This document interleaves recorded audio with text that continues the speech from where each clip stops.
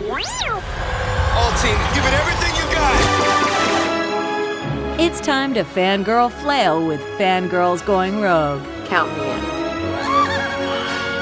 I don't think there's anything more important in the Star Wars universe than the fans.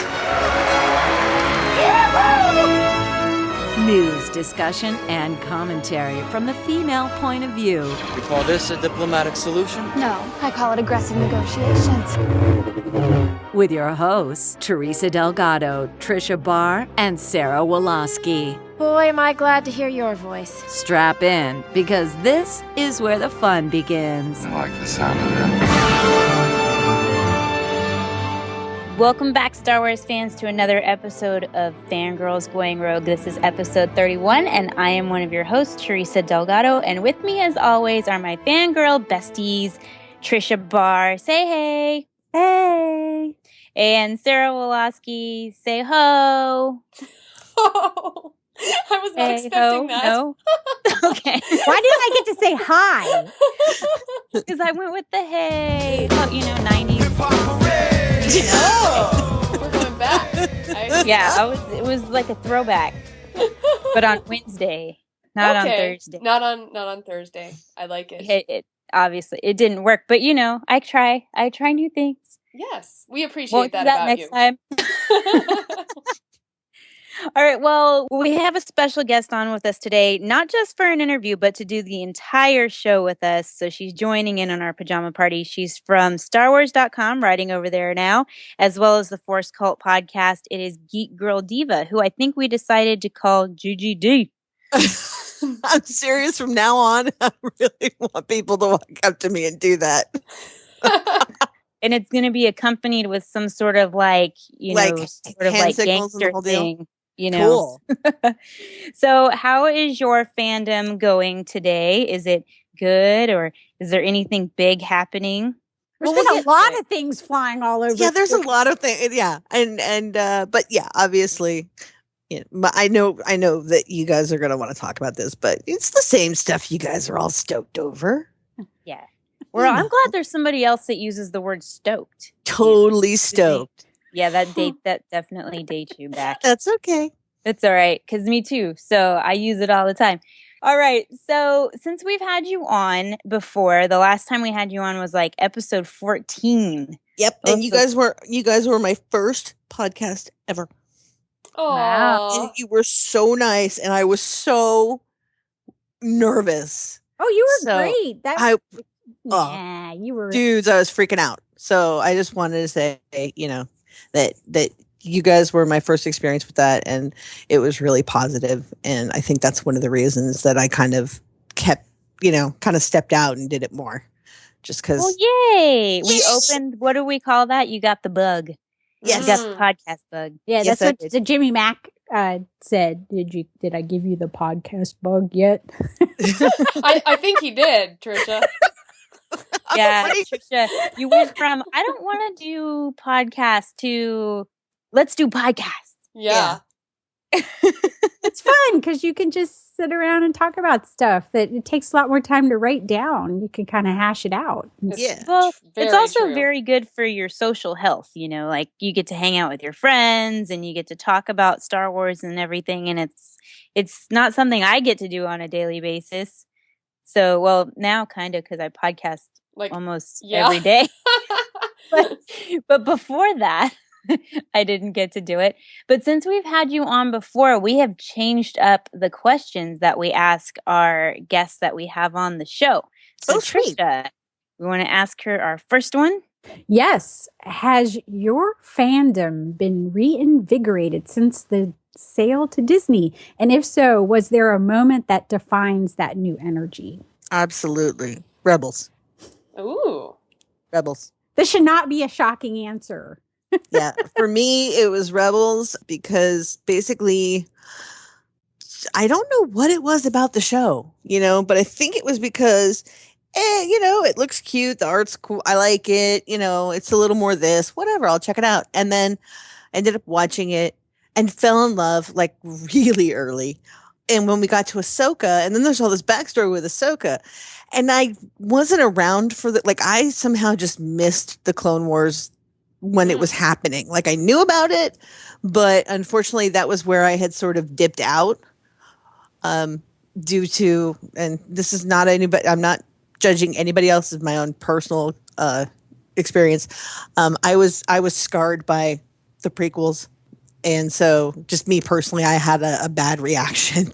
So it kind of was like, oh, no, Star Wars. Yay, old Star Wars, but new Star Wars was making me nervous. And so I think I just Clone Wars kind of went out under my radar. But when I saw Ahsoka and I realized, now I'm back talking to people, but also there's these 5 years of stuff that I know nothing about. And the fan love for Ahsoka was so strong. So once I kind of saw her, and then I was like, well, great. Now I got to go watch Clone Wars.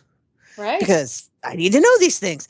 And so I binged, I did like 5 seasons of Clone Wars in something like a month and a half. Whew. And then of course, so we had that. So then I have Rebels and then episode 7. So yeah, it was Rebels, and Rebels kind of gave way to everything else. And now I'm just kind of the happiest little camper in the world with all the cool stuff that's going on. Well, I have to say that you like being hesitant about the Clone Wars. I don't think that's when Ahsoka first was introduced on like Lady Jedi character, and then I was like, oh no, this is something I've been around long enough around Star Wars to be like waving the red flags. So, and I saw a couple people talking about that after this week, that's a dangerous game to be attached to a female character in Star Wars. That could be not that anybody's off limits from dying, but there was pretty much a marker on your back if you were in the Clone Wars. So it was a commitment to be attached to a character that you were going to lose at some point. And some people are fine with that, but some people aren't. And it can be hard going into that. So there were I kept going for like 2 seasons. I'm like, I'm not going to like her. I'm not going to like her. I'm not going to like her. And then I am just not going to like her. But as I kept watching, because, here I am blogging about Star Wars, I'm not going to let it go. I'm going to keep on this. And I'm like, okay, now I am liking her. So there were a lot of people who, especially who had stuck around for Expanding Universe, that were like, no, I'm not watching that just because I'm too afraid to. I think maybe, at least for me, I didn't come into it with that. And I think it's because, well, at least with Clone Wars, because I knew Ahsoka was in Rebels, I was like, well, okay. So it's not like I had any fear for her. I've really never dipped into the EU as far as the books. Like I read like a couple, and I don't remember how old I was when they first started coming out. I read like Han Solo at Star's End. I really want to know what's your favorite Star Wars possession or collectible, and why? One of them is totally happenstance, which is I have the Count Dooku FX lightsaber, which I had no idea apparently is like rare. It is very rare. It's chilling in our hallway, like where our toys are. So then that came, like I got that for free. So that was exciting.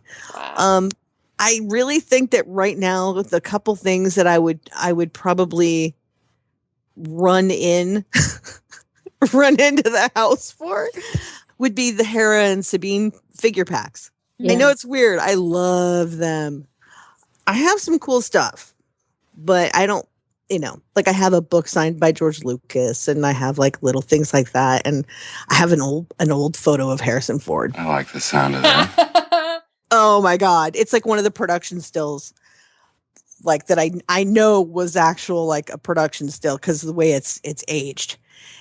So I had a whole scrapbook. I have a Harrison Ford scrapbook. Who didn't? Nice. With like his name embossed on it in gold leaf that my mom got me. Aww. So she yeah. So I'd probably pull that out of the house. I think we need to reframe that question. And what would you run back into the house for? There you go. As opposed to what's your favorite prized possession? Yeah. What would I run back into the house for? But also, like, part of it is like I have a lot of little things. I think, though, for me, some of it is just the possessions which lead to the memories. And that to me is kind of the difference. There is a new Force for Change campaign as we jump into our news segment here. And actually, Mark Hamill and Kathleen Kennedy announced it, and they announced it just yesterday. So we're recording this on April 6th. They announced it on April 5th. And basically, starting April 5th, so starting yesterday, Star Wars Force for Change will match the donations of Star Wars fans to 4 select charities up to, I'm terrible with numbers, so I'm going to say this is $1 million. I'm counting the commas. The month-long campaign will lead up to Star Wars Day on May the 4th. The 4 select charities include the U.S. Fund for UNICEF in support of UNICEF Kid Power, American Red Cross, Boys and Girls Clubs of America, and Make-A-Wish. So over the course of the 4-week period, which culminates at 11:59 p.m. Pacific time on May the 4th, fans will be able to donate through crowdrise.com/forceforchange to these 4 charities and have their donations matched dollar for dollar up to $1 million. So that is amazing. I can't wait to do that. I need to donate. I'd probably donate to Make-A-Wish. Yeah, I donated to Make-A-Wish. Well, speaking of The Force Awakens, it is now out on Blu-ray. Who does not have theirs? That's what I thought. Can I say I have 2 copies now? I do too. Wow. I think we'll soon have 2. There's some articles like, who actually go buy it now that it's digital? I'm like, I have 2 copies. Mm-hmm. I did get a copy for review. I posted a review at Fangirl blog. It talks more about the content and everything that, as far as what order I'd recommend that you watch the bonus features in, and the deleted scenes as far as storytelling and stuff like that. Seventh Symphony. Well, I really didn't think that you wouldn't watch that first, but I actually recommend that you watch that first. Not just for sentimental reasons? No, well, it gets you in the mood, don't you think? Absolutely. I was like bawling, man. Well, something I think that's funny, Tricia, is that you get sent a copy for review as if you really need to review the movie because you haven't seen it like 20 times. Well, I'm not making a joke because I think it's funny. That they're like, here for all the Star Wars fans, review this, see if you like it. Well, I mean, I do have critique, not of the movie. I've done my critique of the movie, but I did have critique of the bonus content. Mm-hmm. And, and some people may or may not buy it because of, the big selling point is that hour plus documentary, which I think is, if it misses the mark if you're not an original trilogy fan, because that's who that is set up for. So, and I even saw people after a review who were prequel trilogy fans that were like, well, I don't know if that really did it for me, the hour-long documentary, because it was all hard sell at the end on, Han Solo and Luke. And so it was a little, for some people they could have done better, but the documentary is good, but they could have done better. So that's why we review it. Yeah. I mean, I got to see that documentary about mid-March and I loved it. I thought it was wonderful, but I'm also I'm not as much of a casual fan, and I invest a lot of time in wanting to know that background information. So even like 5 minutes I would have been like, it's amazing. More. Yeah. Well, I thought there was one glaring omission in the bonus features, which would have been bloopers, the commentary track. But yes, bloopers as well. Now that you bring that up. Bloopers. Oh yeah, I wish there were bloopers. Yeah, but like commentary with J.J. Abrams and whoever, please, where's that? And I think they're saving that for another release. Oh yeah. Well, that won't be until I don't think they can do a commentary because there's so many things in there right now that they were still cutting for storytelling reasons, for things that were coming down the road that they can't talk about a lot of the stuff. So when we're talking about the making of, there's still things we aren't going to know until the sequel trilogy is done, because they were making decisions based on storytelling things that are going to come further down the road. So I think that'll probably come in like the triple pack. Right. Exactly. And the Release the bloopers will be trilogy. in there too. Okay. Yeah, you make a good point about that because they can really let loose.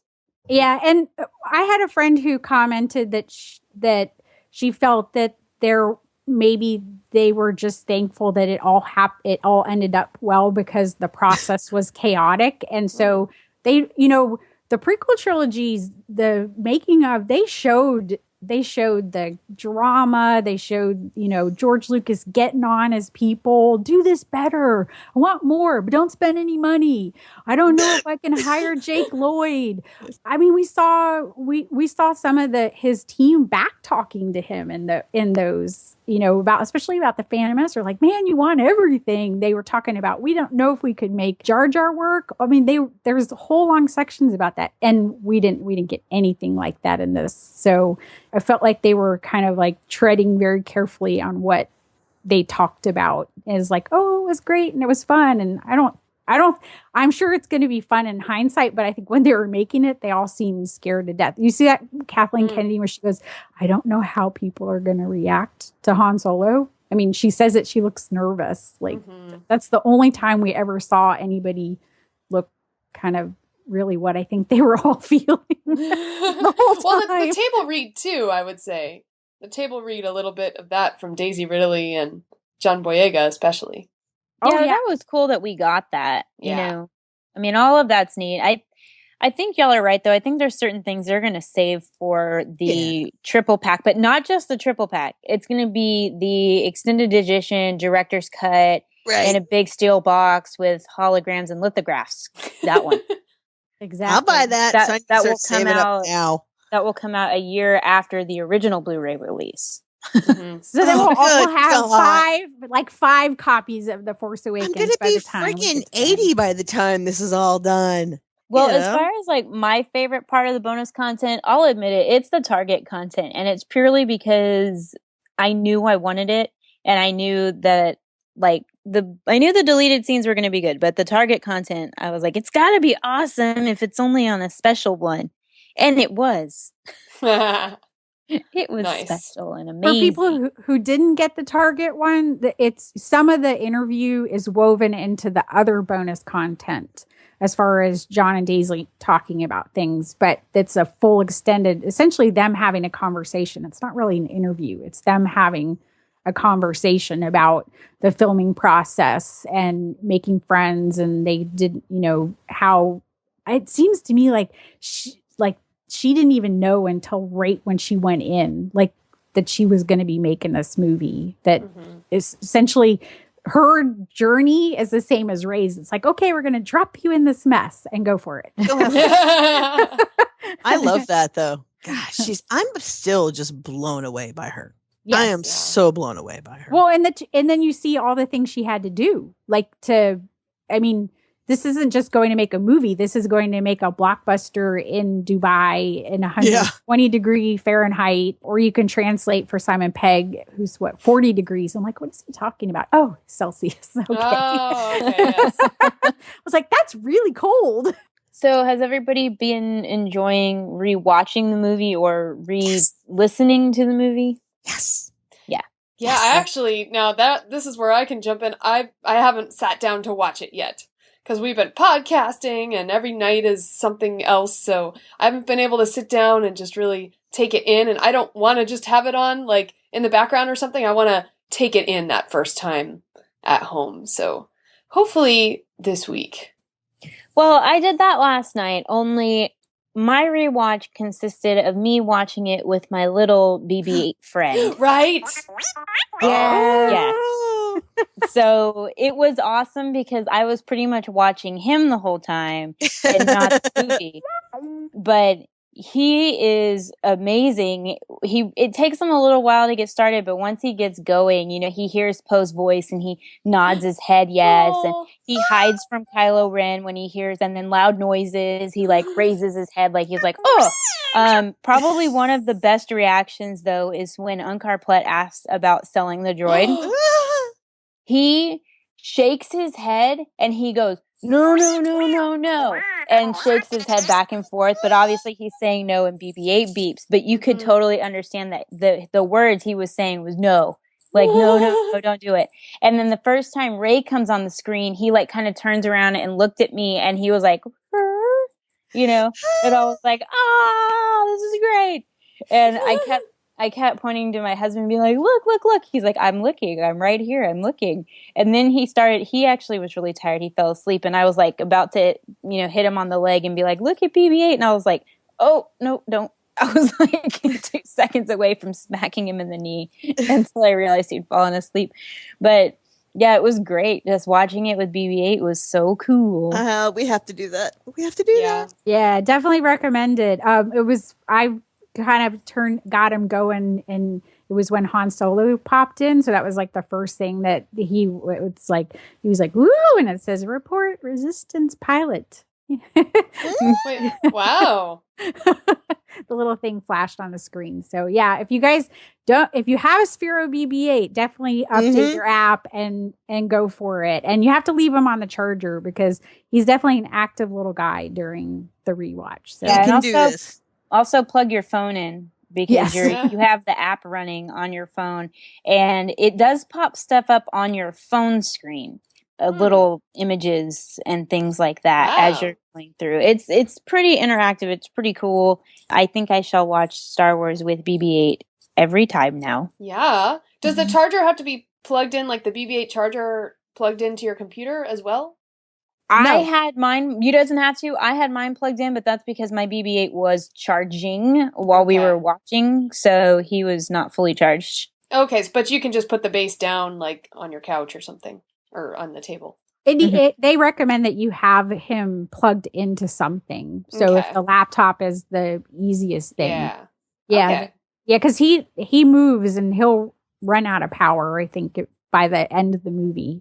If you kept him that active. But it's definitely worth it. But don't do it the first time because you'll be distracted because there are things on the screen. So enjoy it. And then I'm like I'm in the 20s having watched the snow battle, and I think I'm 8 times since I got for the full movie, and then I just leave it on in the background. Nice.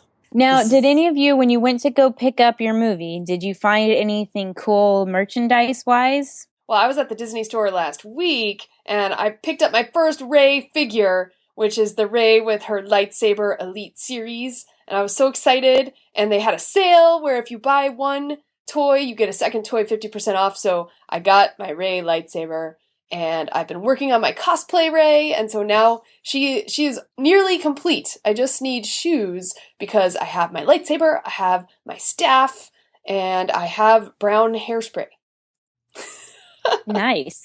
Yeah, so we'll see how that works, if I just, do my own hair, and then spray it with the brown, like those shampoo out spray, so anyway. We're going to experiment. It's just kind of interesting that you would spray paint it brown like a normal color, because most of the time people are trying to spray paint their hair like purple or green. It's true. Not for Rey, though. Rey would look funny with a purple streak. Wow. That'd be great. Do it. Well, now there's so many Reys cosplaying that you're going to have to do a take on Rey, I think, to stand out. Right? Mm-hmm. So that's always fun, right? You need a Tink Rey. I know. I have thought about it. That'd be cute. I've thought about. I could just like modify my Jedi Tink and do like different wraps. Like buy a greenish fabric that wraps like Rey's wraps, and you pretty much have it. I already have the belt and everything. There you go. I like Now, when I was at Target getting my Blu-ray, there were Star Wars Tsum Tsums at Target, which this is like breaking epic showing up in big box stores timeline, because the Star Wars Tsum Tsums just came out, and it usually takes them 3 to 4 months before you see it in like Target or JCPenney or wherever. And so when I saw the display, I was like, what is happening? Tricia, did you find anything cool? There were Tsum Tsums there, which I was shocked to see them actually, but I already had them, so I didn't get anything. I was after work and I'm running, and I had my BB-8 purse, and it was the funniest thing because I'm running through with just the Blu-ray, and this little girl is in her mom's arms, and she's going, BB, BB, BB, and then she goes, oh yes, BB-8, wait. And she's pointing at my purse. So this little teeny girl, she could barely talk. And she saw that purse and made the connection. So, and I'm going on, since I bought that purse, I have not stopped using it until the day that somebody doesn't tell me that I have a cute purse. So it's been before the movie and I still am carrying that purse. So every day. We're talking about the Loungefly one, right? Oh, yeah. Loungefly BB-8 purse. I'm with you. Loungefly is going to kill me, man. I swear. It's the biggest problem, I have to say, for me personally, with this fandom is my finances. Like, I don't make enough money and not to manage this fandom. And I mean, you guys, I talk about this stuff, on like Fashionably Geek, and like I write about it and I share about it, and it's not a day goes by that I don't see something that I'm like, what? I don't have the money or the space for it, It's a problem. It's not a problem. It's not a problem. It's an amazing, awesome thing to be a fangirl. That's true.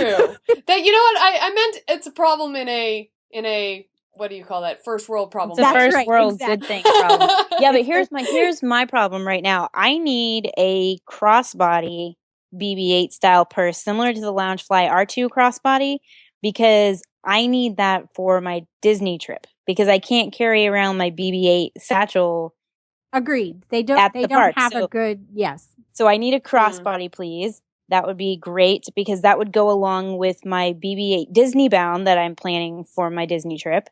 Woo-hoo. So I'm working on a BB-8 Disney bound, and I need the bag to go with said Disney bound. And Teresa, when is your trip, and why will you be there? I'm going in June. I'll be there from the 7th to the 14th. So just over a week. I was planning on going with my family anyway, but I had made plans to go down during possible Star Wars weekend, which thus did not happen.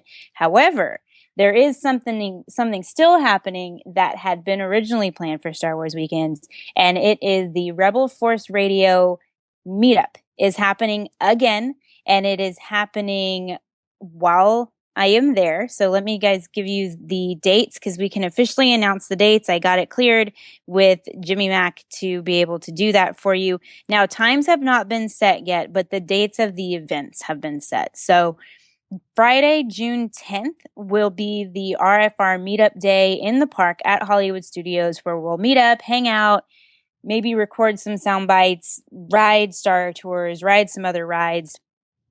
I'm determined to get Jimmy, Jason, David Collins, Steve Glosson, all of them over on Tower of Terror, because they almost never make it over to that side of the park. But this year they will. It is my mission.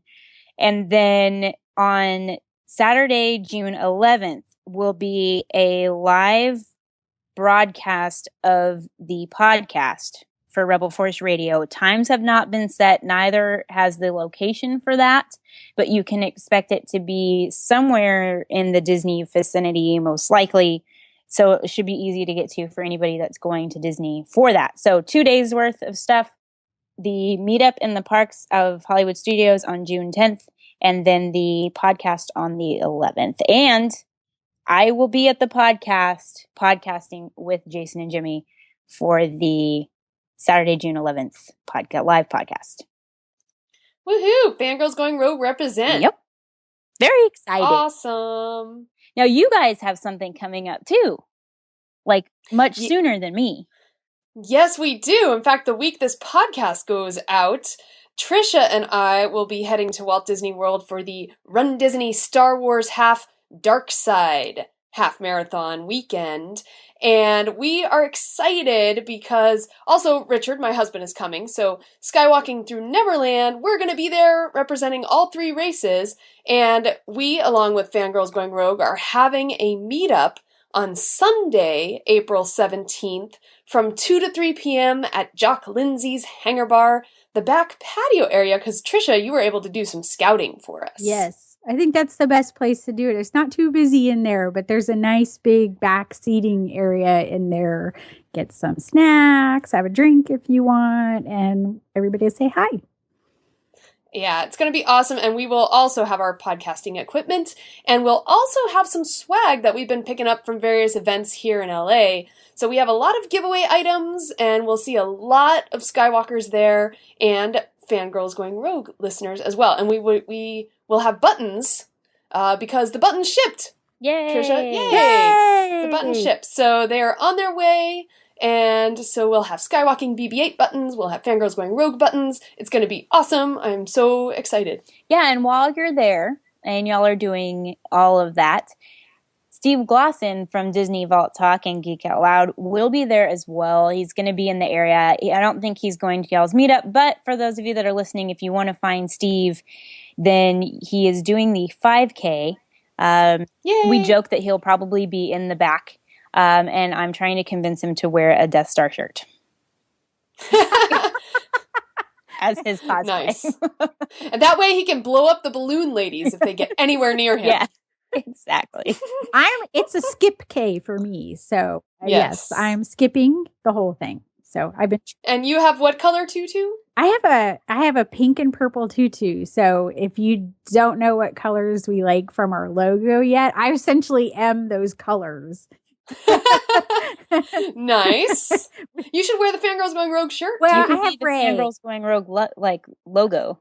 Oh, you have Ray. That's this okay. Is what I That's was okay. saying. You got to do Ray, but you got to do her different. So I got Ray. I got the Ray buns going.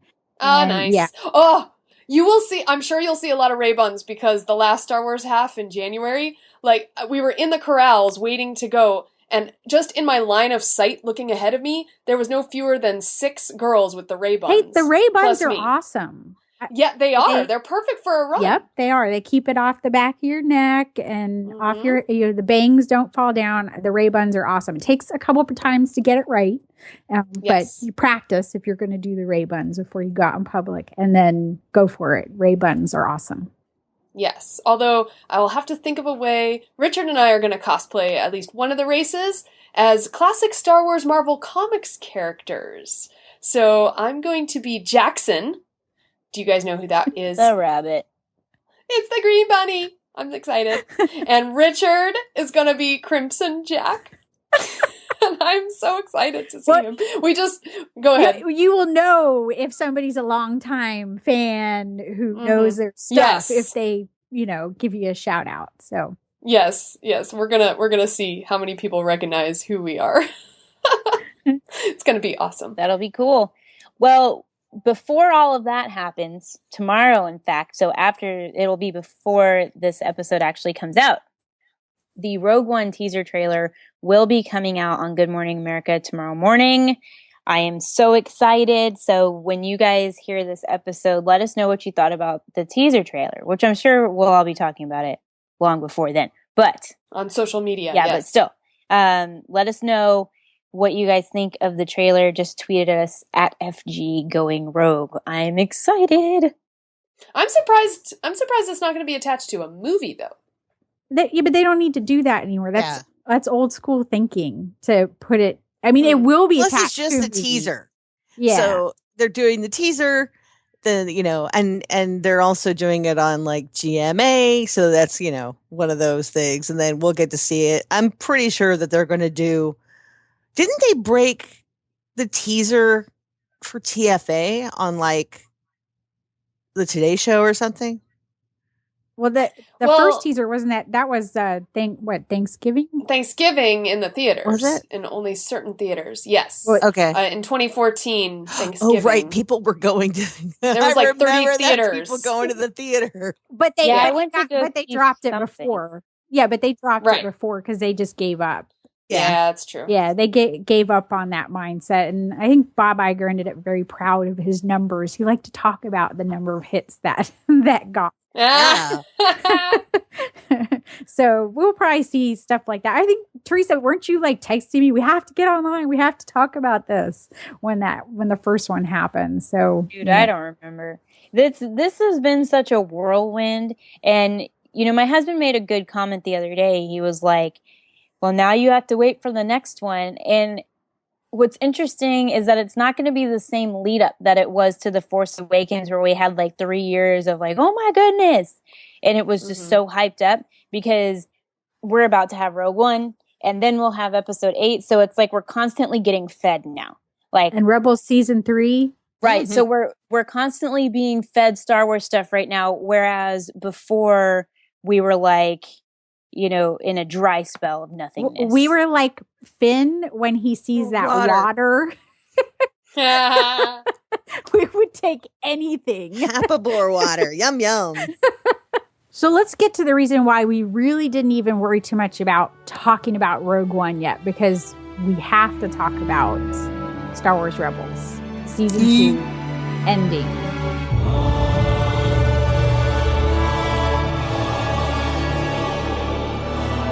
So before we start about talking, what were people afraid of what would happen? Did anybody have fears, expectations before you went into this season ending? Teresa? So I had a theory of what would happen. I don't know if it was really fears. I mean, I did say that if Ahsoka died, I was quitting Star Wars. I said that on the air on Rebel Yell. So I'm convinced she's not dead, because clearly I have not quit Star Wars. So in my opinion, she's not dead. But I thought that she was probably going to die. I also thought that Darth Maul was going to come in and that he was going to die, but that he was going to die trying to do not necessarily something heroic, but something like trying to protect somebody, whether it be his new apprentice Ezra, who I said that was going to be his apprentice, or like maybe trying to protect Ahsoka somehow because of his disdain for the dark side, not the dark side, but the Sith, and for Darth Vader. So I thought maybe he might go out in a kind of noble way, like bunny ears, dink, dink, quotations. But, you know, that didn't happen, and my boyfriend lives on to see another day, as always. Which one's your boyfriend? Maul, man, Maul. Hey, I didn't know this. He is I literally started singing my boyfriend's back.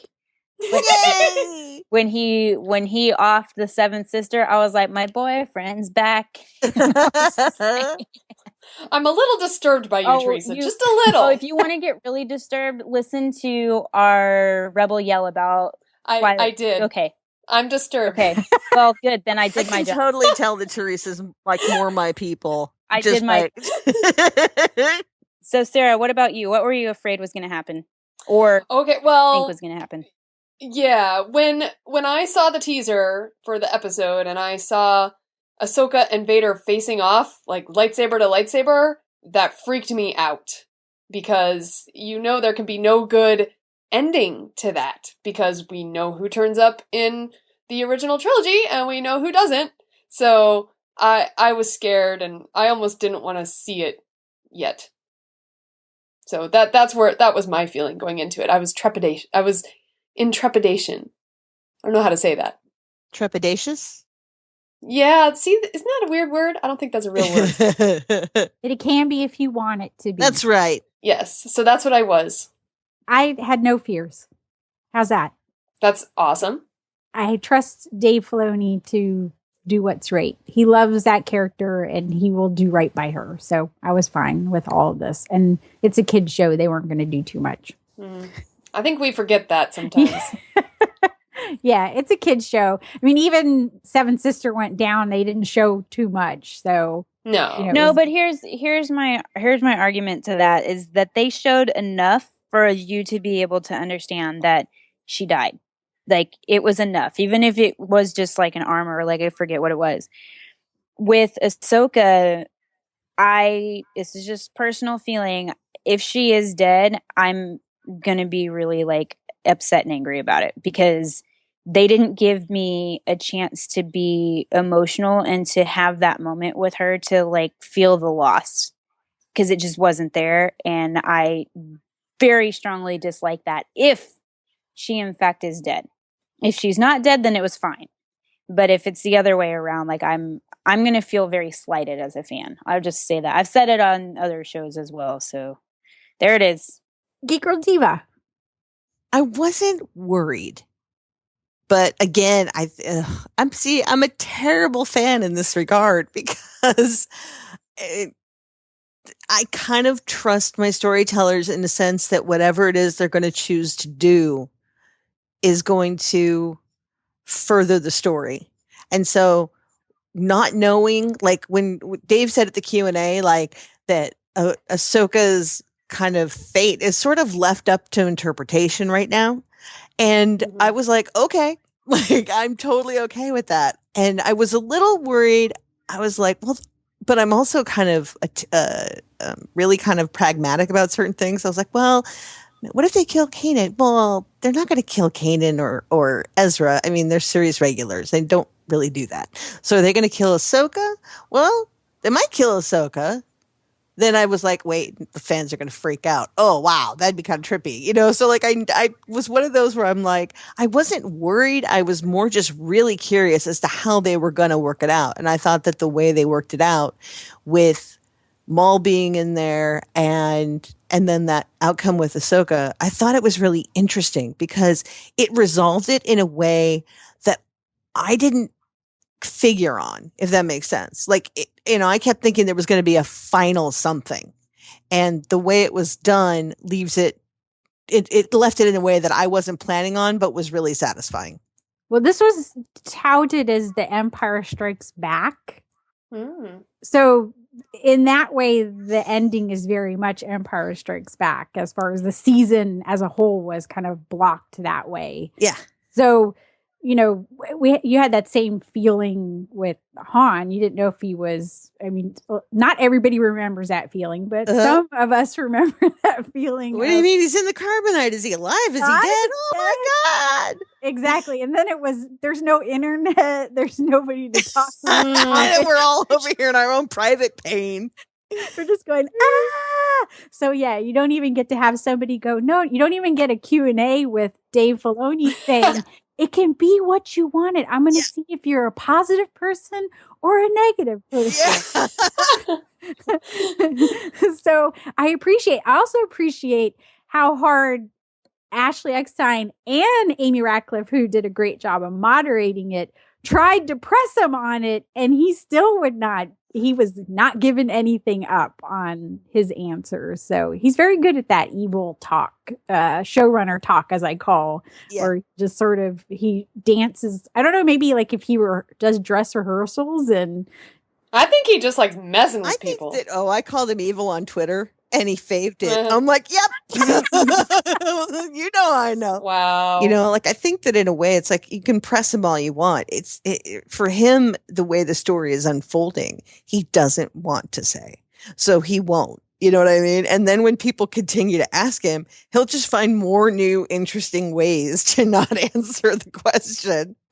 I thought in the Q&A, by the way, I thought his answer about Thrawn was just hilarious. Well, I find it interesting. Yeah, GGD, you and I were there at the event at Walt Disney Studios, and you were sitting 2 people down from me. Yes, I was. In the front row. No. Thank you very much. I know, because we're dorks. It's true. We got there super early, and we're like, okay. So, did you enjoy the event? Did you get a chance to go on the red carpet at all? I didn't, but I'm still growing into this whole being a press person thing, Yeah, I didn't get a chance to go to the red carpet either, but like I've learned from these events, you take your recorder with you and you get what you can get. Yeah. And I love the fact that the red carpet was so small, and because it was on the private studios, you had a very small red carpet and no security, really. So all the voice actors were kind of standing on the side waiting for their press people to bring them up to whoever was going to interview them. Well, I just walked up to Taylor Gray and said hi. Mm-hmm. Vanessa Marshall gave her a hug. So it was really neat to be able to do that. What was your experience like?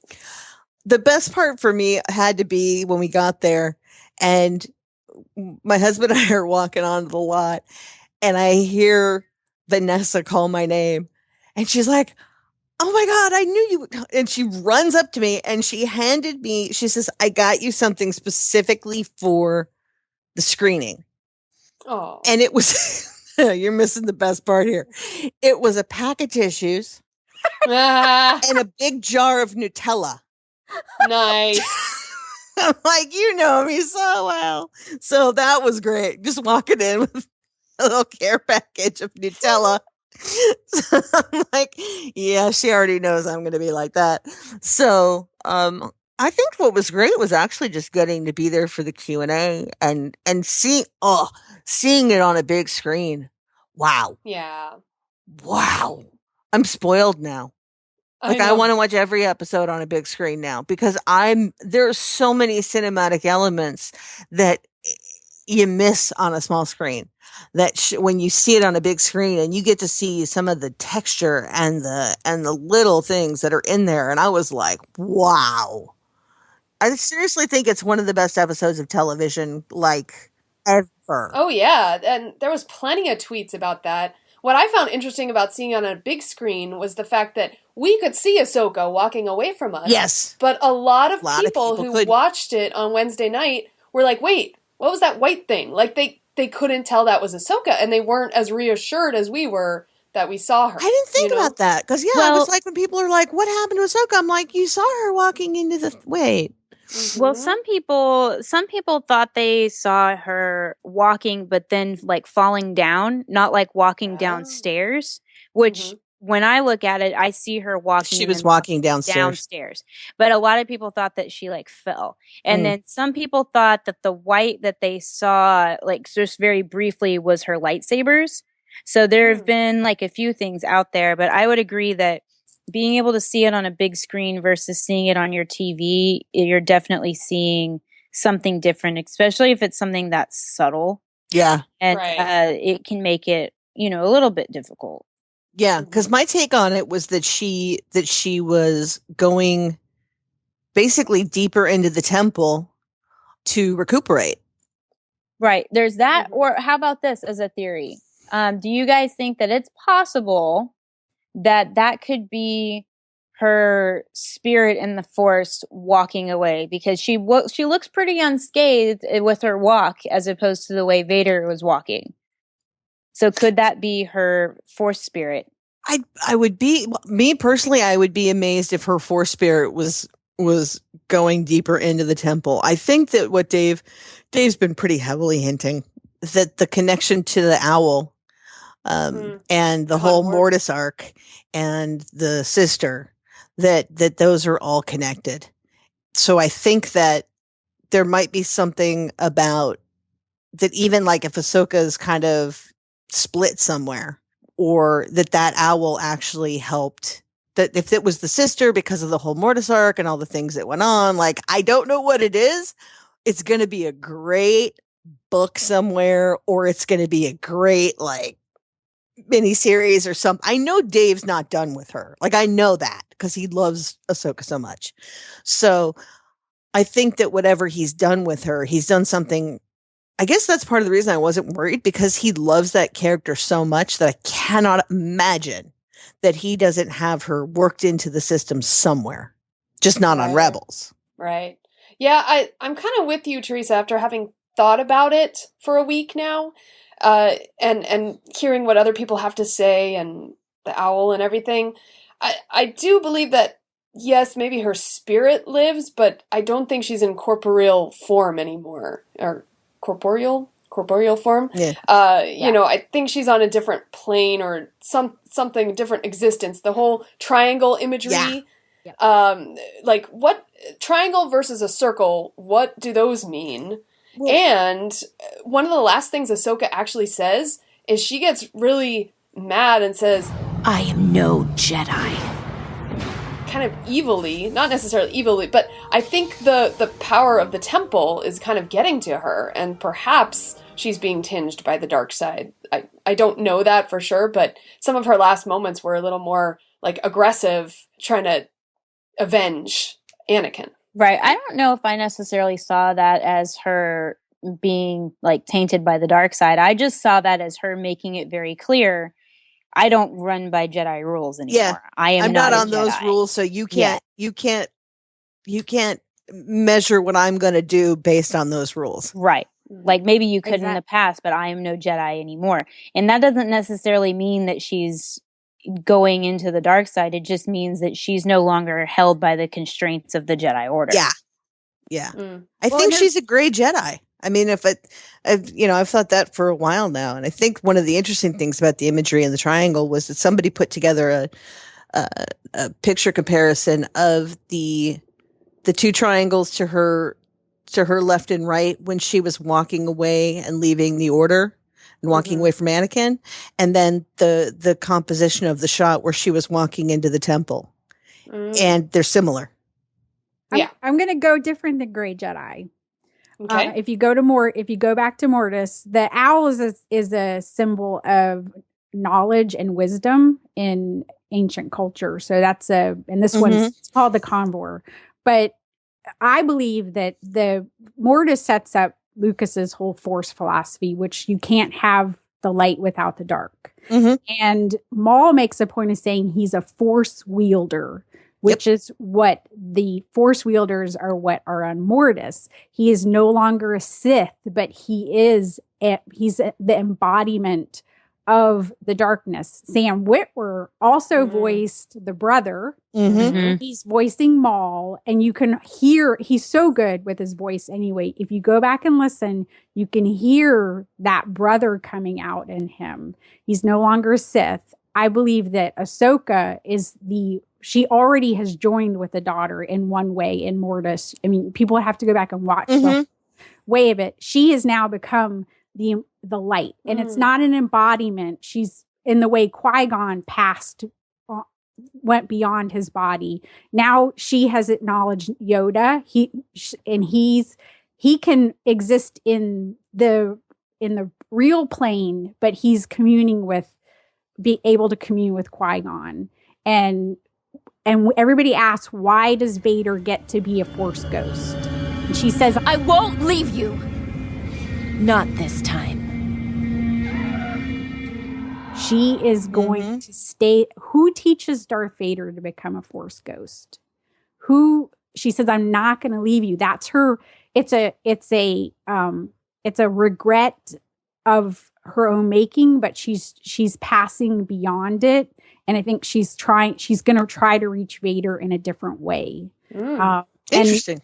So I think she's not a Jedi. I believe she's a Force wielder in the same way that Maul believes he's a Force wielder. And this is very yin and yang. And the whole time in Mortis, you couldn't exist without both sides of the Force. So the Grey Jedi just kind of operate in, she's essentially there's the creation of the daughter and there's the destruction of the son, but they can't exist without each other. So it's this is all very Eastern philosophy. And I think we're coming back to that, but so did she die? Maybe in the sense that we won't see her ever as you wouldn't be something that you could touch her. There isn't a body, but I almost think that Mortis kind of set up that was going to happen. So I'm glad they kind of tied back into that. So wow, there's my feeling on it. No, you tied all of our thoughts together. I love it. That's cool. I love it. The one thing I wanted to bring up from the Q&A, Amy went straight at Simon Kinberg and Dave Filoni with the big question. So they brought in Darth Vader. They obviously brought back Ahsoka. They brought in Darth Maul. And so she essentially goes and asks them about paying off bringing these big characters in. So we're just going to roll that clip real quick. It's really early in the interview. When we talked about actually whether or not to bring in Clone Wars characters to season 2 and what that would mean to the show, and one of the sort of responsibilities we felt was if we were bringing in these huge characters, we'd have to give them really dramatic arcs. They would have to have as dramatic stories as our main characters, and certainly this, at least ending for now, was something that we talked about throughout the process of working on the season, and knew we were going to end this way this season. Yeah, with Vader, again, you can't bring Vader in to challenge Ezra and Kanan. He's just not going to be that interested in him. You had to have a character that he was personally invested in. And once we had a personal story that would be the foundation of it, it made a lot more sense to tell the story. Plus, Ahsoka could interact with Ezra and Kanan, and you kind of get a more complete tale. Because this season we wanted to challenge Ezra with the dark side and what that window is now that he's accessed some sort of power. Danger comes with that. He has to be responsible with that power. Will you use it for yourself or will you use it selflessly? That's always the big question. So along the way, we get to kind of deal with some old characters and see how they are dealing with these same issues. And then back in the Star Wars Rebels Season 2 press conference at Celebration, I had the last question for Fangirls Going Rogue. And I asked them about being able to pay off and use characters this big in a television show, and they answered that question. I just want to remind people, and we'll play that again so they can hear their answer after the fact. So you guys, we have time for one last question right there. Hi, Tricia Barr from Fangirl Blog, Star Wars Insider, and Fangirls Going Rogue. And you're working, obviously, with these important characters like Vader and the Emperor we heard in Season 2. What do you do, what's your process to safeguard their legacies as you tell more stories about them, running up to who they are in the original trilogy? That's a great question. With Vader in particular, I think it's a big challenge. Because you can't undermine his power. And I think already in the trailer you see that we really haven't done that. There would have been probably an animation. One of the interesting things about Vader, there have been a lot of instinct in animation to, now that we're not encumbered by what the suit limitations were as far as his fighting are. So he could be faster, he could be quicker if we wanted him to be. But we absolutely did not go that way. And if you watch the trailer, you can see that Keith Kellogg and the animation team did a meticulous job at studying his fighting style. So that's very true to the stature and the power that Vader has. He was never acrobatic in particular. He was never that fast. He's just a mountain of fear and hate and power. And that's what we tried to throw at Kanan and Ezra when they do have that encounter with him. So, but again, that's why the group dynamic in story is so important, because it will go through a filter of people, everybody reading this script, and together we make sure that we're not going too far with things, that we're not undermining things that are happening maybe other places that we don't know. We were very careful not to have the Emperor in Season 1. There would be no reason why he would be involved with our rebels. So again, the group process is so important to keeping the integrity that you're talking about. Yeah, I mean, I think we all see ourselves as custodians of the same flame. And whenever it starts to flicker out a little bit, there are a lot of, like you say, safeguards. There's a lot of safeguards along the way that step in and protect it. So it's a team of people that love the same thing, like you do. Yay. Sweet. So, but anyway, the cool thing is that they talked about back then, they knew that you can't bring these characters in and not pay off that Darth Vader, and you're using these amazingly powerful characters there's always a cost. And there was a point in time when there was Star Wars storytelling where people didn't appreciate the cost of bringing in, like Darth Vader. When you bring him in, he's a 50 power level and everybody else is down. Mm-hmm. So I think Ahsoka was ascending. She's coming up to Anakin's level in a way in this episode. I don't think Vader survives it, but Ahsoka survives it too. So in a way, right. That's that walking away. But anyway, I appreciate very much that we're seeing them take care of the characters that they introduce into this fandom, and appreciate the costs and the tolls of us caring about them, so that happens. Mm-hmm. Well, us fangirls are pretty good at getting the last question in. Yes, we are. Yeah, because at this Q&A for Star Wars Rebels, I was able to get the last question, and I had a music question. So let's roll that, and note the fun fangirl flail after I said I was from Fangirls Going Rogue. We don't want them to miss the question that we're not going to answer. I don't know. I think you might answer this one. Sarah from Skywalking Through Neverland and Fangirls Going Rogue. Yay! And I just wanted to ask you, Dave Filoni, you had mentioned that Kevin Kiner, you had some classical piece of music in mind for this episode, the end of the episode, and I wanted to know what that was, and I just love hearing about the music. I don't know, Kevin. I don't think we should reveal our sources. I do remember, of course. I'm looking at Kevin, and Kevin's like, You know, we do temp a lot of the episodes, you know, and sometimes we get close to that, and sometimes we don't. Usually, you know, I always tell the episodic directors, don't fall in love with the temp. The temp music is just to give you a feeling or an idea. So what I'll do with a piece of music is I'll give it to everybody and say, this is the feeling that I want. This is, you know, the emotion that I want expressed when we're playing it. But, you know, then Kevin has to go and he has to struggle with finding out, now how do I make that his own? How does he express it and do it in a Star Wars way? And what he's brilliant at is always making me forget about the temp. And I just become obsessed with the music that he's created. And it's individual and unique in its own right. So, you know, it's a real skill. We did kind of do a Philip Glass thing at one point during the season, which was really fantastic. Something that my dad had, he's a big opera person. And so growing up in my house, he had these huge speakers, would listen to opera all the time. And you know, so what's important if you're working with the composers, you need to have kind of a little index of music that you've listened to. You have to be able to talk their language. So if you're, you know, making films, you can say to people, you hear this music, like I'll cite, you know, Copeland and, you know, Appalachian Spring or Rodair, stuff like that. I say, guys, this is the feeling I want.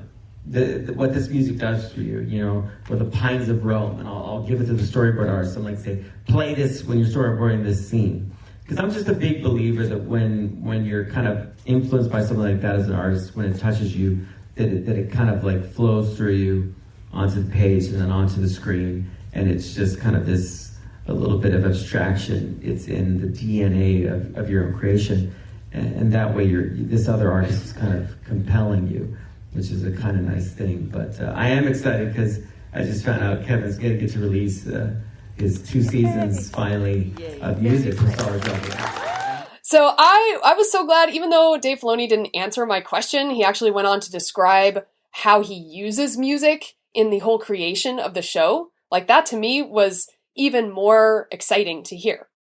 And funnily enough, as you could hear Dave Filoni saying, Kevin Kiner was in the audience. And so when he was talking to Kevin, as he was answering my question, I'm like, oh my gosh, I was like freaking out, because to me, Kevin Kiner's one step away from John Williams, and it's like, oh my gosh.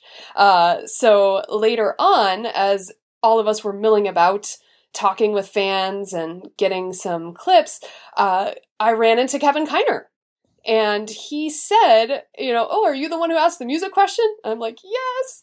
And so we talked a little bit. We got a little interview with him, which you can actually hear on Skywalking Through Neverland episode 115, which is our Star Wars finale press coverage special, the Star Wars Rebels press coverage special. So head on over to listen to that, where you can hear even more of the Q&A as well, and our thoughts. I love, because I was listening to the answer to your question, and I'm like, he still hasn't answered her question. He still hasn't answered her question. I'm like, I got to the end, and I'm like, he still hasn't answered her question. He's so good at that. But he gave a different answer that was, I think, an even better answer. So it worked out. He's the master of deflection. Yes. So, Geek Girl Diva, thanks for joining us. Do you have any final thoughts on Star Wars Rebels before you leave? Yeah, was that a dangerous question? Yeah. I think that it's interesting because, you know, I started out as a fan of Star Wars, like when I was, 7 years old. So, back in the days before we didn't have the internet and all that stuff and things to talk about, and where really for a long time I felt like kind of like I was the only one, like I was the only girl. I was the only person I knew who was really into any of that. And then as I got, kind of older, and then it was like, there were some boys, the boys would play with the toys and stuff like that. But you know what I mean? There wasn't a whole lot of interaction as far as actually talking about stuff. And so, and even when I got into high school and beyond and finding other people who were fans, I was able to do some connecting, but really it's not the same.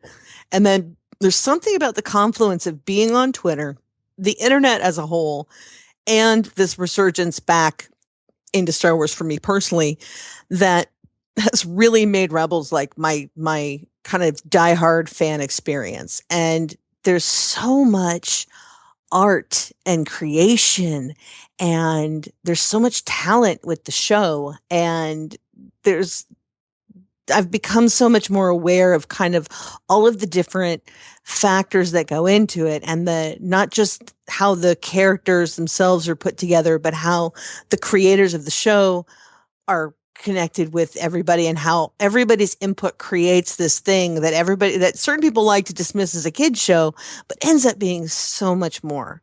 So I think that for me personally, I talk about Rebels every day, and I think for me personally, it's because it connects to a part of me that while I love all the grandeur of Star Wars and the adventure, and, I loved Force Awakens and it's great, but I've been back doing a Rebels rewatch and watching season 1 all the way through, and then now into season 2, and I'm coming up on like the second half of the season, and seeing how every story actually ties into the next, and how it all dominoes like it's supposed to, and where things are set up in the first episode, they come back in like the 9th.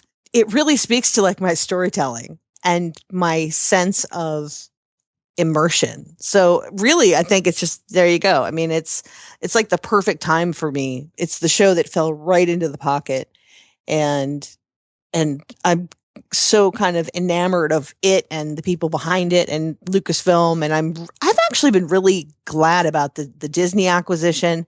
I think it's opened a lot of things up for people. So yeah. No, that's great. That's awesome that like all different elements of Star Wars can bring people in. And it's great to hear that is yours for right now. And so where can people find you just to follow you? I know you're always tweeting, and we love that. There's a reason I have that warning on my Twitter bio that I'm pretty much everywhere as Geek Girl Diva. So it's like at Geek Girl Diva on Twitter. I'm on Facebook that way. I'm on Tumblr that way. I'm writing for StarWars.com, which still blows my mind. Awesome. Still blows my mind. Yeah. Basically, if you just want to sit around and fangirl with me about Star Wars, Twitter's the place to do it. Well, thank you so much for joining us. Oh my gosh. Thank you so much for, like I said, thank you so much for having me, and just for, you guys do so much in the community, and you do so much for the fangirl community specifically. And you really help to kind of be a great reminder that, women that love Star Wars are smart and talented and accomplished and just as passionate. Uh-oh. Wow. That was perfect. All right. I think she meant to say passionate. It couldn't happen any better. That was pretty perfect. It was 6:46, so maybe her internet went out. There you go. She was like Cinderella at midnight. We're all good. Yeah, Cinderella. 6:45. It's the new time. That's fun. We'll have to tease her. All right. So, roll it, Rob Dellinger. Shout it out to the social media from Teresa and Tricia and Sarah. Shout it out, fangirl shout outs. Shout out time. We love it when everyone interacts with us. And so on Twitter, we are at FG Going Rogue. We have lots of conversations there. Sandra Shoot keeps the conversation going there, and on Facebook and on Instagram as well. And we always jump in when we can as well. So we put out some questions. All right, so Teresa, would you like to take this one? Sure. So we actually asked on Twitter, well, Sandra did. She said, it's April 5th. Show us your copy of #The Force Awakens. And we got a tweet back from Kayla Alvarez. She's at KSHMA on Twitter. And she just, it's very simple. Just put in our Fangirls Going Rogue handle and tweeted a picture that is the BB-8 Walmart copy of Star Wars The Force Awakens with Disney Tsum Tsum vinyl toys in Series 1 and Series 2. So that's important because Series 2 just started hitting the shelves. And so, Tricia, do you Tsum Tsum? I do Tsum Tsum, and it's your fault. Yeah. Yeah, that was probably one of my favorite things from when we were watching the Rebel season finale. I got a tweet from Tricia saying, I Tsum Tsum, and I blanked at Ice Cold Penguin. Oh. See, I itty bitty. I also blame you, Teresa. Well, you're welcome for both of them. Because you're tight. God bless you. Hi, Tsum Tsum. I'm sorry. No, I'm not. I'm really not. I'm not Tsum Tsum or itty bitty sorry. In any way. Are you BB-8 sorry? Nope. Okay. I'm not anything sorry. I don't think he's sorry for anything, and I think he has a potty mouth too. Oh. I think he's a lot like me. BB-8.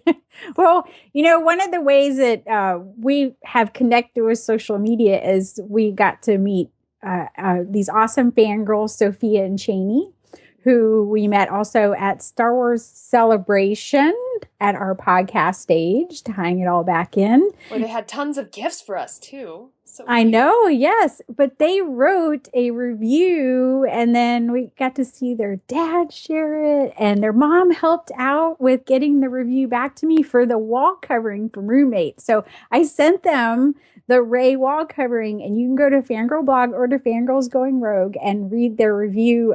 Look what they did, how they put it up in their room. And it's fun that we get to meet people through social media and get to do that. And then maybe give people things that sometimes we get sent things. And I'm like, I don't know what to do with this. And I'm like, I bet they do. So thank you guys for doing that and for giving them your little thoughts on how easy it was to assemble.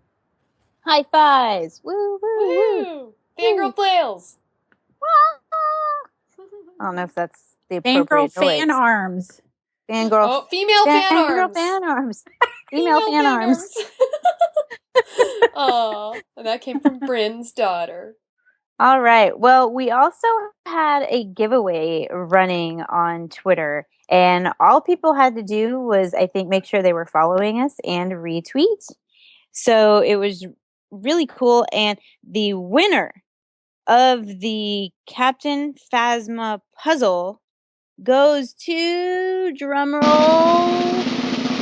I'm letting you insert a drumroll, at T Reagan 28, Tamara Reagan. And so we wanted to thank you for being involved in our social media and for retweeting us and being a supporter of the show and a listener, and you get a Captain Phasma puzzle. So make sure you email us contact@fangirlsgoingrogue.com so that we can get your mailing address so that we can send you the puzzle. Excellent. Yay, another fangirl flail. Woo. Female fan arms. I love it. Aw. Well, with that, actually, we should remind all of our listeners that we do these contests from time to time, so make sure you're following us on social media at FG Going Rogue. And with that, let's roll it, Rob Dellinger. Sidious, Anakin, Luke and Leia, Qui-Gon Jinn, C.O. Bibble, Kylo Ren, Salacious Crumb, Bib Fortuna, Boba Fett, Amidala, Wicket, R2-D2, BB-8, I can barely keep it straight. It's a character discussion. It's the Fangirls on character. It's a character discussion. So for this particular character discussion, we felt it was time to give some much-deserved recognition to Maz Kanata, played by Lupita Nyong'o, and I'm excited to talk about her because she's a very interesting, old, perplexing character who says very cryptic things and does very cryptic things. Han Solo! But has really cool glasses. Hey, Maz. Is she... we know she's over 1,000 years old. At least. She could be way, I think she's older because she's held that castle for 1,000 years. Right. So, how old did she have to be before she got her own castle? Mm-hmm. But, sometimes Disney princesses get their castles right away. Mm. So we don't know. But it had to be like 16. So maybe she's 1,016. One of the things we got to learn was the character was inspired by J.J. Abrams' English high school teacher, Rose Gilbert. So high school teachers like Teresa might remember that they will inspire somebody to make a movie character that I think is really awesome. So for me, that means it's going to be a motion capture short person that has no makeup on and looks like they just rolled out of bed every morning. Awesome. Great. With a Star Wars shirt on. Clerks 7.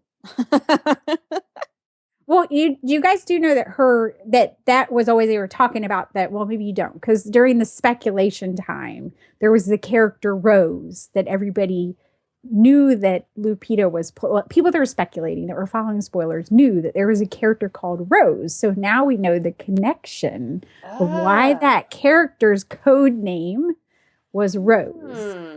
So she really was inspired by a real Rose. And I think that's really cool. The teachers would inspire. And she's seemingly all-knowing and wise. And much like me. Yes, continue. One of the things that I wondered was if she had this place where it had it was a place where people could go, a watering hole that had been around for 1,000 years. How did she get by being a Force sensitive and Palpatine didn't go after her? Because he either made them into Inquisitors or he killed them or did other things with them. Maybe I think she purposely kind of hid her Force sensitivity. And because she knows that she has it, but she really doesn't openly acknowledge it in the film.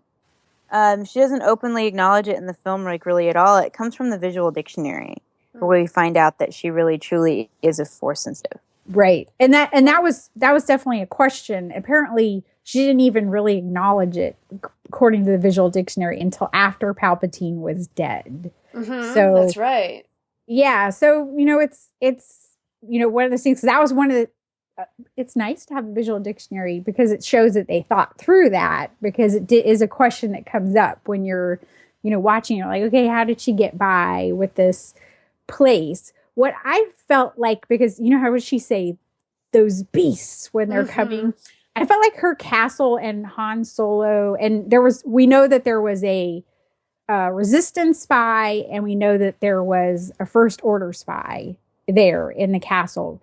But a lot of times there are these locations in storytelling where everybody can go and sort of mingle, but in that place it's maybe a safe place where the good and the bad could intermix. So we see like Anakin and Obi-Wan go into the bar looking for the shapeshifter in Attack of the Clones. So this is a place where the First Order couldn't mess with people, and the Resistance wouldn't necessarily, but they might feel comfortable putting people in that location. And Han Solo felt like he could go there, but that the First Order is breaking some unspoken rule that you have these places, they need to exist for your organizations to exist, because you need the transfer of information. So they sort of let them happen and be there. But then they broke the rules and they came and destroyed that castle. So that sort of says something about the First Order, that they were willing to go into one of these kind of safe havens and take what they wanted. Say there's even unspoken rules between the good and the bad, and they broke those rules too. So there may be, it's all out of balance now. Yeah. Everything's out of balance. It's all kerfuffled. That's interesting. I want to go back to when you mentioned that Maz Kanata is Force sensitive, and I think what we're seeing now, back in the original trilogy days, everything was like black and white. Either you used the Force or you didn't. And either you were a Jedi or you weren't, kind of a thing. But now what we're learning from Rebels and from even Maz Kanata, we're finding different ways of using the Force. So maybe she's not, obviously not a Jedi, but maybe she uses the Force in a different way than you would expect. Kind of like the episode Legends of Lasat, where they use the Force differently. Right, and I think they kind of mentioned that she sort of used the Force as to kind of help her with her pirating, if you will. But I mean, we have characters that have been Force sensitive, Force users, even in the original trilogy with the Ewoks, because it's true. What? It is true. What Ewoks are Force sensitive? Gray. The little short people are always Force sensitive. Star Wars. We have to be. We don't want people to step on us. Yeah, it's kind of that thing, like, you know, it's what we have. We may not have strength, but we have forceness. We're all short here, aren't we? It's true. Yeah. We need to put ourselves in height order. I'm 5'2"-ish. I think you and I are just about the same. I think you're taller than me a little bit. Who, me? I think you're a little. Yeah. Okay. I think What about Sarah, you, you're a little Tricia? taller than me, and then I think Trisha's taller than both of us. Well, do I get to count how tall I was when I was 19 or how tall I am now? How tall you are it's now? changed. Well, you shrink over time. Oh. But How much have you shrunk? I don't know. I stopped measuring. Well, how tall are you now? Yeah. I know this from Dan's team because we had to line up in height order, so we did have to get our height. I was 5'2" and I was very proud of that 3/4. So. Yeah. No, I'm But like, we're all very close. yeah, I'm about that Yeah. same. I'm like in between 5'2" and 5'3", so 5'3". Yeah. Yeah. There's Yeah. when you're 5'9", you're 5'9". Right. But when you're 5'2", you take the 5'2" and whatever. Yep. It's I true. mean, right? It's Uh-huh. so yeah. So I think I'm like 5'2.5". So there you go. You're allowed to say the half. So then, Teresa, Okay, so y'all have. are you well, y'all have 5'2" and a quarter? challenge. I don't know. So y'all have a challenge though. So when you are with each other in April, y'all need to take a picture like back to back, Okay. like to see who's taller. And then the next time I'm with one of you, we take a picture, and then And we'll use math to figure it out. yes, And then we get digitized and we get to be in the CGI screen and see who's taller than. No, she's not as tall as any of us, but. So, but seriously, we've got Force users and the Ewoks because, you know, you have your medicine man character and stuff like that, and they're using the Force, just not in the same way that we're used to. So I think that it does exist. I'm really curious when it comes to Maz Kanata what kind of a pirate she was, because you're not getting that very, like, you know, Captain Hook Killian pirate feel for those Once Upon a Timers. Hot. Yeah, you're hot and sexy pirate. I can't breathe right now. Okay. I just started thinking about him, and it's like I got hot flashes. Uh-oh. Last episode, we went off the rails with Poe. This episode, it's Yeah. going to be Killian. Okay.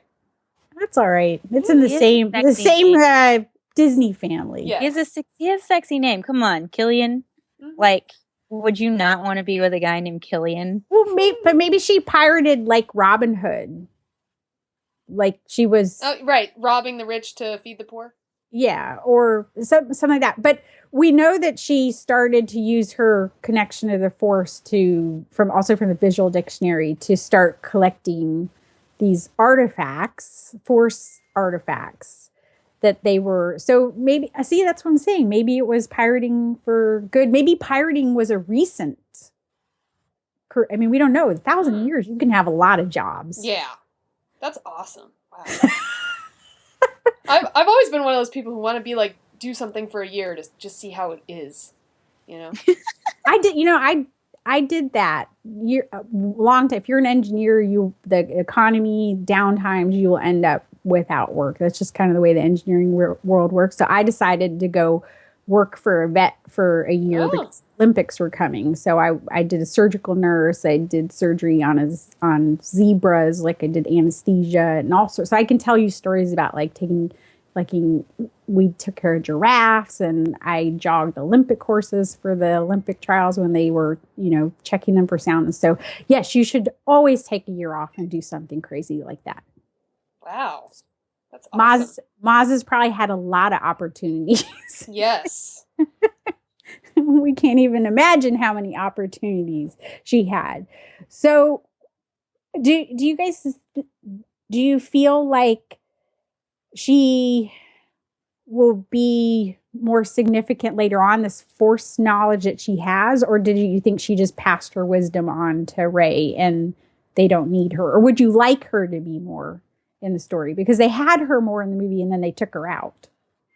I'd like for her to be a continuing figure in the story as we move forward, because I think she's kind of like our Yoda, if that makes any sense. Yeah, I'd like to see her too. I don't know what she can contribute to the story as of yet, but maybe Tricia, you have an idea. I don't know, but we have at the beginning we see Poe going to get the map to Luke Skywalker, and we have Laura Santeca. Did I say that right? Yeah. Yeah, I did. And he's also trying, he's a member of a cult that sort of believes in the Jedi philosophy, but they're not Force users. So he's trying to help the Jedi. We know that Luke tried to create this Jedi order and it didn't go well.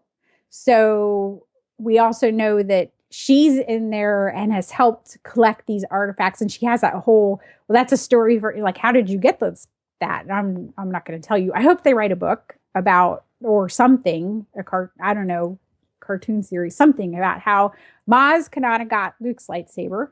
So there are other people who believe in the Jedi, not just the Jedi believing that they need to do things. There are people who believe that they need to be there. And then she has that great moment where she says, she's telling Finn that, there's evil in the galaxy. It's existed in many forms, and that people need to stand up against it. But she didn't decide to stand up until after the Emperor was gone. So that says something about her too. We just don't know what, but it's her piratiness. She's pragmatic. Probably. She's definitely into surviving. I just think that's her pirateness that comes out. That's like, everybody else do it, but I'm just going to hang back. Self-preservation. That's what pirates are all about. Yeah. So, it was weird too to watch the extras, the bonus material, and see Lupita in her little gear, like in the resistance base. So if we remember that moment in Celebration where we see Maz, now that we know that's her hand, handing Luke's lightsaber to Leia, they changed in the time from when they showed us that trailer to the time we saw the movie. They took that out. Right. So she's in shots at the resistance base. So they decided they took her out of the story. When you're writing something, you think, oh, this character needs to be there and that character. And then you realize that they're not contributing anything to the pace of the story, or she did what she needed to do, which was tell Rey, essentially, there's no one, you want to go home, what you think's home, for waiting for your family, but they're not coming. And that you just haven't accepted it and moved on. And maybe that's kind of, she was able to speak to Rey because she was a survivor also. I don't know if that makes sense, but she's dug in and lasted this long. And Rey, if you think about it, for a girl by herself to be out in the desert in that kind of place and have lasted that long, she was able to connect with her on a, this is, you accept this, you need to acknowledge it. And so you can move on with your life. And so she was there and she served her purpose. And then you go on with the story. You don't need Maz anymore, but she still knows things that maybe later on they can bring in. And not only that, Lupita is just kind of an amazing ambassador for the property, for the franchise anyway, that I would want to see her in there, just in the same way Gwendolyn Christie's, like, just kind of, you hope that you see more of her in the franchise because she's just kind of awesome to watch her fangirl about it. Right. And can we speak on Lupita's voice for Maz Kanata? Yes. I love her voice. It's like velvet gloves or something. Dear child, I see your eyes. You already know the truth. Whomever you're waiting for on Jakku, they're never coming back. Yeah, it's interesting because she has two sort of not necessarily motion capture, but because she's playing a voice in the Jungle Book, which is coming up, and it's like two very different voices. Because I've heard clips of her as, the name of the wolf she plays is the mother wolf, basically. Yeah, I keep thinking Aquila, but that's the father wolf. Two very different voices. Like, she's really built to be able to do those kind of things. Not only is she a great on-screen actress too. Yeah, I love her voice work just because I think she has such, it's like so deep in emotion. And I saw the Jungle Book, and you can just hear that motherly quality to her voice that she brings, and she actually brings that same kind of quality to Maz. And Maz herself is kind of like a mother figure to Rey, if you will. A mom always knows what to say. She always, in those moments of doubt that you need, and that's exactly what she is to Rey in her moment of doubt. The belonging you seek is not behind you, it is ahead. Yeah, and especially for someone so young to be able, as an actress, she's very young and, now accomplished on Broadway. So she doesn't just do voices or, she's played all different types of characters. And I think obviously it seems to be that they're realizing that the actors and actresses that are playing these roles, that the better they are, the more they can get out of the moments. And they definitely got what they needed from a very young actress who's already accomplished to play 1,000-year-old. I mean, back when Yoda's getting portrayed, it was a wise old man essentially in that kind of role, and then we have this very young woman who's playing an even older character. So it was kind of fascinating to see that they could draw that out of her. So, Maz Kanata has lots of things. She's got great wisdom. She's got great force sensitiveness, but she also has some pretty cool fashion sense, especially in her jewelry. So would you guys want to see a Maz Kanata jewelry line? I would. I'm looking her up right now. I want to see this. Yeah, she has all the great. She has like the bangles, right? Yeah, she's got all the bangles, and I'm like, why haven't they done this yet? So you guys, and you need to talk about it on Geek Fashion. Everybody needs to talk about it. Oh, I see. Yeah, I know that Kay and I have talked about that. Where we're like, why don't they have Maz Kanata bangles yet? They should. I mean, they did just announce, or Alex and Ani did just announce a new collection coming to the Disney parks, and there is going to be a BB-8 bracelet and stuff. So there's pictures of it. You can find it on the Galactic Fashion Twitter, which is at Galactic Fashion TWG. But yeah, there's more stuff coming, but you're right. Like, we should have some Maz Kanata jewelry going on up in here. I think so. All right. Everyone listening out there, Maz Kanata jewelry. Thank you. Tweet it. Hashtag MK jewelry. Now you're even naming it Magic Kingdom jewelry. Oh, yeah, that's right. I know where your head's at. You're getting ready to go to the parks. When you start associating abbreviations with Disney things. I put DHS the other day, and then I was starting to tweet, and I said, nobody's going to know what I'm talking about. Yeah, DHS, MK, BTMRR. So now, yes, if you think in shorthand, you are really Disney geekified. Yep, you think in shorthand. And with that, anything else, ladies? I don't think so. That wraps Jinx! up another episode. Pinch poke, you owe me a Coke. Damn it. No. Okay. I never had a brother or sister, so I'm not that fast. You're not. Oh, see, I'm a younger sister. You got to be on it. Got to be on it. Well, that wraps up another episode of Fangirls Going Rogue. So I'm sad again. I always get sad at the end. Oh. It's like I have, not like I don't talk to y'all every day, but it's like now I have like 3 more weeks before I get to do this again. Well, we'll make it good. So in between now and then, you can catch us on our website, fangirlsgoingrogue.com. All kinds of cool stuff going on over there, neat written content that we all contribute, but Tricia did some really cool stuff recently, sort of compiling our exploits to go and find the Blu-rays and things that we experienced. So make sure to check it out, fangirlsgoingrogue.com. You can find us on Twitter. We are at FGGoingRogue. Tricia is at Fangirl Cantina. I am at Ice Cold Penguin, and Sarah is at Jedi Tink. You can always email us your thoughts, especially on the Rogue One trailer we want to know, or the Star Wars Rebels episode. Contact at fangirlsgoingrogue.com. You can talk to us on Facebook. Just go Fangirls Going Rogue, you'll find us. And Tumblr, there are Rey pictures, Poe pictures, and a lot of Kylo pictures loaded. Locked and loaded and ready to go. Millicent,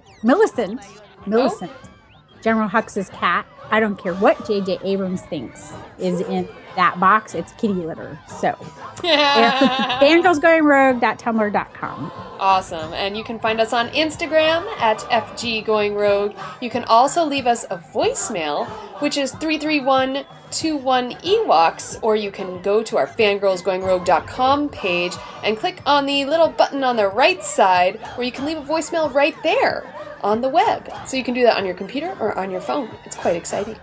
And please go to iTunes and leave us a positive, awesome review and tell us how much you love it. Reviews are our lifeblood on those type of iTunes, Stitcher, all those places. That's how people know to go to our show. So do that. We love you when you do it.